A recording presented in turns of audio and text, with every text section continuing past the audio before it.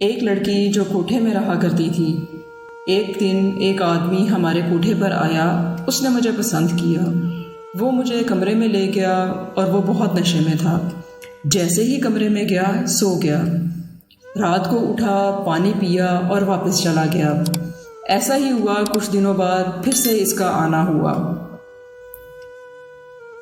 مجھے کمرے میں لے گیا، لیکن اس بار کچھ عجیب ہوا۔ اس نے مجھے گلے سے لگایا اور رونے لگا اور اپنے دکھ شیئر کرنے لگا اور میرے گلے سے لگ کر سو گیا۔ ایسے ہی اٹھا اور واپس چلا گیا۔ وہ آدمی ہفتے بعد آتا تھا، لیکن جس ہفتے وہ نہیں آتا تھا میں بہت زیادہ پریشان اور بے چین ہو جایا کرتی تھی۔ اب کی بار وہ 2 ہفتوں بعد آیا۔ جب آیا تو مجھے کہنے لگا میں تم سے شادی کرنا چاہتا ہوں۔ میں اس کی اس بات کو مذاق سمجھی اور آگے سے ہنسنے لگ گئی۔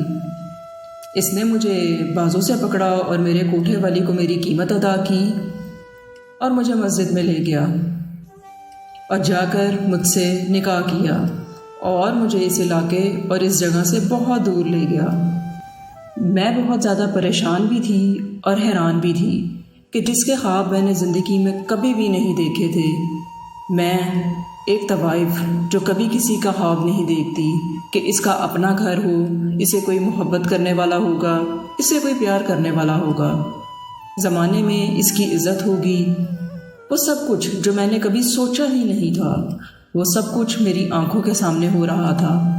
لیکن وہ صرف اس انسان کی بدولت ہم وہاں سے بہت دور جا چکے تھے اور وہ ہفتے میں گھر میں صرف ایک بار آتا تھا، کیونکہ وہ پہلے سے شادی شدہ تھا۔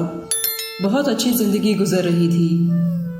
ایک دفعہ کافی ٹائم گزر گیا اور وہ گھر نہیں آیا۔ مجھے بہت زیادہ پریشانی تھی اور بے چینی تھی۔ کچھ دنوں بعد مجھے اس کا خط ملا اور اس خط میں لکھا تھا کہ اب میں دوبارہ کبھی واپس لوٹ کر نہیں آؤں گا۔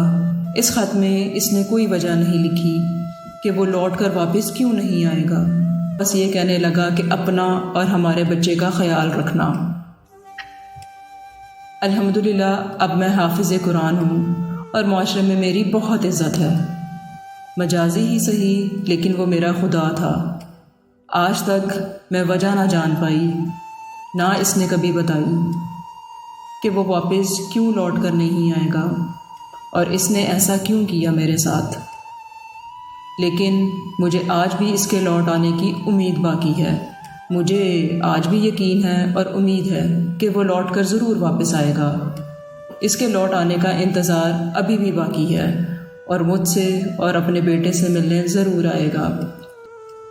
لیکن وہ واپس آئے، یہی میں چاہتی ہوں، اور میں اسے بتاؤں کہ وہ میرے لیے کیا تھا، اس کی عزت اور اس کا مقام میرے دل میں کیا ہے، تاکہ وہ واپس کبھی بھی نہ لوٹ کر جا سکے۔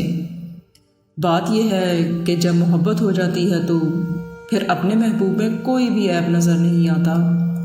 عورت کو خوبصورت بنانا، عورت کو بگاڑنا سب مرد کے ہاتھ میں ہے۔ اسی لیے اللہ تعالیٰ سے دعا ہے کہ ہر محبت کو نکاح تک پہنچائے۔ آمین۔